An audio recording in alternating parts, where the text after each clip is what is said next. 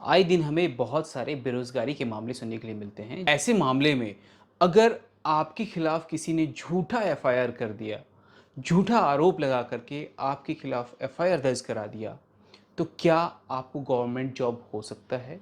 या कोई private job भी हो सकता है? क्या आपके नाम से एफ़आईआर होने के बाद आपको प्रॉब्लम हो सकती है? इस तरह के क्वेश्चन काफ़ी लोगों ने पूछा भी है।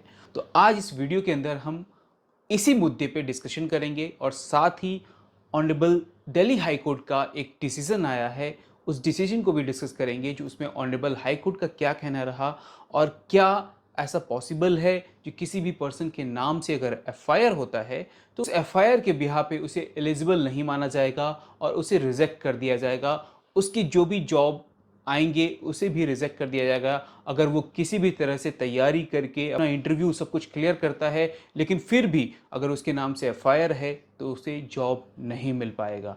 तो आप मेरे साथ इस वीडियो में लास्ट तक जुड़े रहें, जिससे कि आपको ये क्लियर हो पाए और आपके मन में ये जो क्वेश्चन है, जो ये बातें हैं, वो भी आज आपका सॉल्यूशन हो पाए।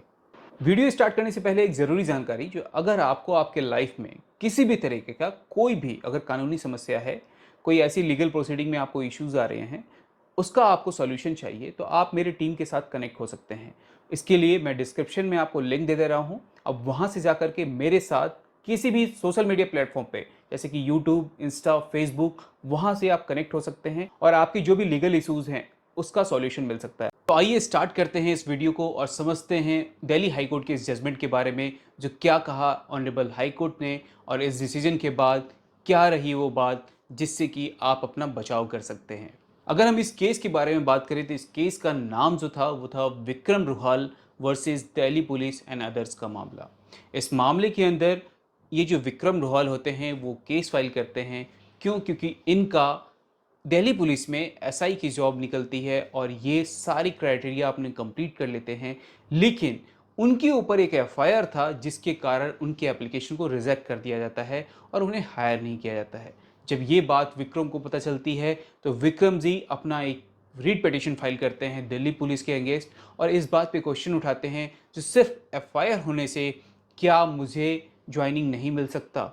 क्या एफआईआर होने के बाद मैं एक एक्यूज पर्सन घोषित कर दिया गया हूं? क्योंकि हमारे इंडियन कानून में ये बातें कही गई है जो अगर किसी भी पर्सन के खिलाफ अगर एफआईआर हुआ है, यहां तक कि उसके पूरी इन्वेस्टिगेशन होने के बाद भी अगर चार्जशीट में भी नाम है, लेकिन जब तक कोर्ट उन्हें एक्यूज साबित नहीं कर देता, तब तक उसे एक्यूज नहीं माना जाता। तो क्या सिर्फ एफआईआर में नाम होने के बाद मुझे एक्यूज मान लिया जाएगा और इस बेसिस पे क्या मेरा अपॉइंटमेंट नहीं हो सकता है?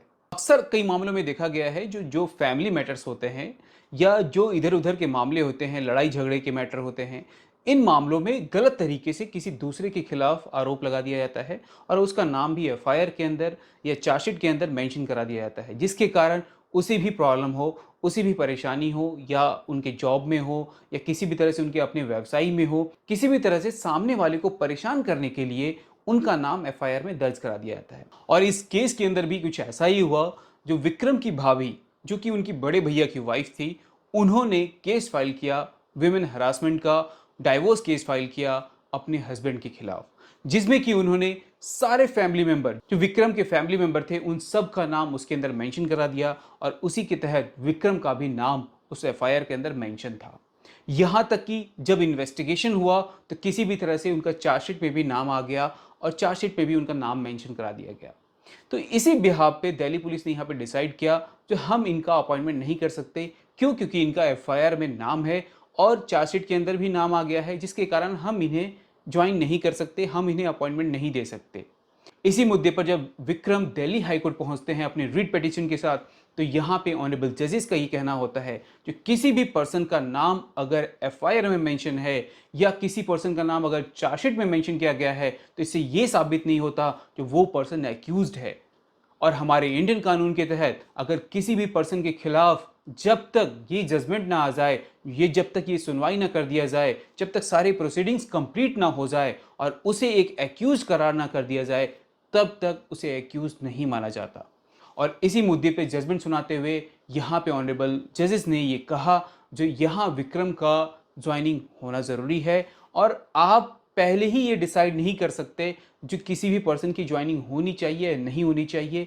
ये जो आपने रूल्स बनाए हुए हैं, जो किसी पर्सन के नाम से अगर एफआईआर है या किसी पर्सन का नाम अगर किसी केस के अंदर इन्वॉल्व है तो आप उसे ज्वाइन नहीं करोगे, तो ये सरासर गलत है, क्योंकि इसका मिसयूज़ किया जा रहा है। आज के टाइम में भी बहुत सारे लोग ऐसे मामले में फंसे हुए हैं जिसमें कि उनका नाम नहीं होना चाहिए था, लेकिन इन फैमिली मुद्दों पे, इन लड़ाई झगड़ों के मुद्दों पे उनका नाम ज़बरदस्ती लिया जाता है और उन्हें गलत तरीके से फंसाया जाता है। तो यहाँ पे जजमेंट सुनाते हुए ऑनरेबल जजेस ने ये कहा जो यहाँ पे विक्रम की अपॉइंटमेंट होनी चाहिए, और यहाँ पे उन्होंने डायरेक्शन भी दी। अगर आपको इस केस के बारे में डिटेल में जानकारी लेना है तो मैं डिस्क्रिप्शन में इस केस के जजमेंट का लिंक दे देता हूँ, आप वहाँ जाकर के इसके बारे में डिटेल में पढ़ सकते हैं। बाकी आपको ये वीडियो कैसा लगा? वीडियो पसंद आए तो वीडियो को लाइक करें, चैनल को सब्सक्राइब करें, ताकि आगे आने वाले टाइम में भी इसी तरह के लेटेस्ट जजमेंट जो कि ऑनरेबल हाई कोर्ट्स और सुप्रीम कोर्ट के होंगे वो आप तक पहुंच पाएं।